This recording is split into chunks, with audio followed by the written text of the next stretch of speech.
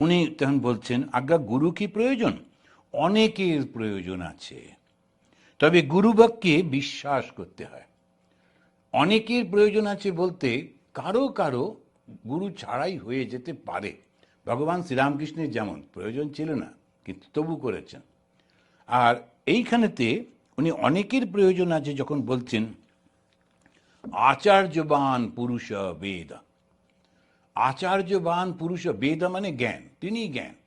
আর কে আচার্য? আচার্য কে? যিনি জ্ঞানটা লাভ করেছেন। একদম প্রথমে যদি দেখা যায় তাহলে গুরুটা কে? ঋষিরা কিন্তু নিজেদের মধ্যে সেই ওরা ধ্যান করে করে ওই সত্যগুলোকে আবিষ্কার করেছেন।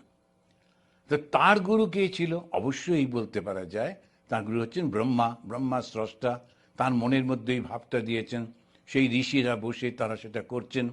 এবং ব্রহ্মাকে আবার তার ভাবটা দিয়েছেন স্বয়ং বিষ্ণু ভগবান, তিনি ব্রহ্মাকে তার জ্ঞানটা দিয়েছেন। সুতরাং গুরু যদি দেখতে হয়, গুরু ব্রহ্মা গুরু বিষ্ণু গুরুদেব মহেশ্বর গুরুরেব পরম ব্রহ্ম তস্মৈ শ্রী গুরবে নমঃ। তা গুরু হচ্ছেন আলটিমেটলি সেই পরম, যিনি এই সব কিছু দিয়েছেন। ব্রহ্মা বিষ্ণু মহেশ্বর তারা তো গুরু বটেই, তার সঙ্গে সঙ্গে নির্গুণ যিনি, সেই যে ব্রহ্মণ, যিনি সবার মধ্যে রয়েছেন, তিনিও গুরু। তো সেই অনেকের প্রয়োজন আছে, তবে গুরুবাক্যে বিশ্বাস করতে হয়। গুরুকে ঈশ্বর জ্ঞান করলে তবে হয়।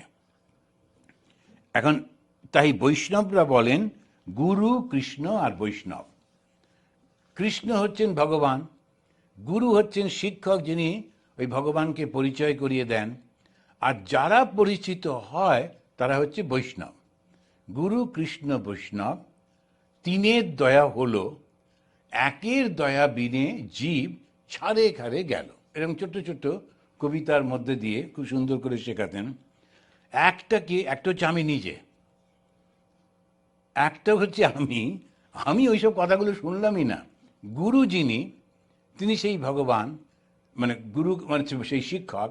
কৃষ্ণ যিনি, সেই ভগবান। আর বৈষ্ণব যারা ভগবানকে জেনেছেন, এরা তিনজনই আমাকে আশীর্বাদ করলেন, পথের কথা বললেন, আমি মানলামই না, আমি চললামই না। ফল কি হলো? কষ্ট, দুঃখ। আর যে দুঃখ পায় সে যদি একা দুঃখ পেত তাহলে তো কোনো অসুবিধা ছিল না, কিন্তু তার কাছাকাছি যারা থাকে, ওই সঙ্গে জড়িত যারা, সবাইকে দুঃখ দেয়। এফেক্টটা ভীষণ বড় হয়। এখন গুরু যদি নিজে জ্ঞান লাভ না করে থাকেন, তখন কি করেন? চালাকি করতে থাকেন, মিথ্যে বলতে থাকেন, নানান রকমের করে টোরে শিষ্যদেরকে আটকে রাখার চেষ্টা করতে থাকেন। একটা ক্ল্যান তৈরি হয়। সেই ক্ল্যান মানে হচ্ছে উনি যেটি বলবেন সেটিই মানতে হবে, তার বাইরে যাওয়া যাবে না। একবার যদি তুমি ঢুকেছ, এমনভাবে তোমাকে ওরা সব ঘিরে ফেলবে, তুমি যদি তার থেকে বাইরে যাবার চেষ্টা করো তো খুব সমস্যায় পড়ে যেতে হবে। গুরু অন্ধে চেলা, দোনো নরক মে ঠেললাম ঠেলা। মানে কবির দাস তিনি বলছেন, যদি গুরুই অন্ধ হয়, না জানে, আর তার চেলাটাও সেরকম হবে। আর সত্যি কথা দেখলে দেখা যায় যে গুরু যখন অত্যন্ত উচ্চস্তরের গুরু, তার কাছে যে শিষ্যরা যায় তাদের মনটা অনেক উচ্চস্তরে হয়। যারা ওটা পারে না, একটু নিচু স্তরের সাধারণত করে, তাদের গুরুগুলো ওই রকমই হয়। আর সেটাতেই ওরা বুঝতে পারে, আর বাঁতে করবে না, ডানাতে করো, এই করো, সে না, ওটাতে ওরা বোঝে।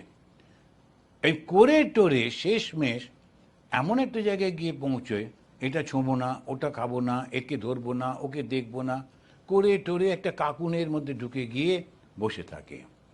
কিন্তু ঈশ্বর যিনি সবাইকে সৃষ্টি করেছেন, সবার মধ্যে আছেন, সবাইকে ভালোবাসো, এই কথা যে শেখায়, তিনিও যেমন উদার, তার শিষ্যরাও তেমনি উদার হন। তো তার নাম সর্বদাই করতে হয়। যদি সে উচ্চ স্তরের গুরু না হন, তখন সে বলবে না, আমি যেটা বলছি শুধু ওটাই মানো। কেন? ওটু ভীতু টাইপের, ওভাবে আমারটা না বললে আমার লোক চলে যাবে। সেই জন্যে ও বলতে, না না না না, আমাকে ছেড়ে যাবে না, আমি যেটা বলছি ওটাই ঠিক, অন্য এইটাই গোলমাল হয়ে যায়। যেমন পলিটিক্সে সবাই চায় আমার দলে থাকো, এবার ধর্মে যদি বলে আমার মন্দিরেই থাকো, আমার থেকে ছেড়ে যাবে না, ওই একই হলো। কিন্তু ঠিক ঠিক যারা ধর্মগুরু তারা ওটা নিয়ে ভাবেন না, ওরা দেখেন মানুষটা ভালো হলেই হলো। ভগবান শ্রীরামকৃষ্ণদেবের জীবনেতে দেখছি কলকাতায় যে যেখানে সেই সময় কোনো কিছু একটু ভালো কাজ করছেন, ভালো কথা বলছেন, ভগবানের কথা বলছেন, ভগবানের নাম করছেন, গিয়ে হাজির হচ্ছেন, একদম গিয়ে পাশে বসে শুনছেন ও কি বলছে, তারপরে যদি সম্ভব হয় একটু ঠিকঠাক করে দিচ্ছেন। হ্যাঁ তুমি যে বলছো এরকম করে বললেও তো হয়, এটাও তো হয়, কিন্তু কখনো বলছেন এই আমার কথা শোনো, আমার পথে চলো, কেউ কিছু বলছেন না, ওকে ওর মতো করে এগিয়ে দিচ্ছেন। এইটি হচ্ছে ঠিক ঠিক গুরু। তা না হলে আমরা যে না বুঝতে পেরে শুধু আমি ঠিক করেছি, আমার গুরু ঠিক করে যেরকমভাবে যারা করেন খুব ভুল করে ফেলেন, নিজেরাও কিছু করতে পারেন না, আর যাদেরকে সাহায্য করতে চেষ্টা করেন তারাও পারেন না।